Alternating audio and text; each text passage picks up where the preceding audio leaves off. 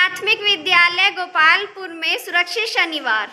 और कक्षा 1, 2, 3, 4 के बच्चों ने कुछ सुंदर सुंदर चित्र बनाए हैं जो हमारे पर्यावरण से रिलेटेड है।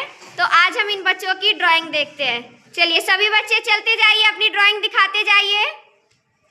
शिवम बहुत बढ़िया, तान्या वाव, रानी ने भी बहुत अच्छा बनाया है। अब कौन है ये? बहुत सुंदर, अंशु वेरी गुड। हाँ बहुत अच्छे, सेवर्थ।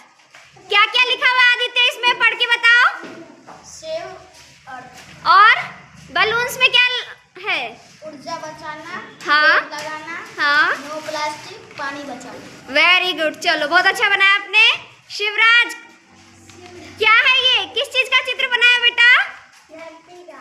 धरती का, बहुत सुंदर। चलो आयुष, चलो वेरी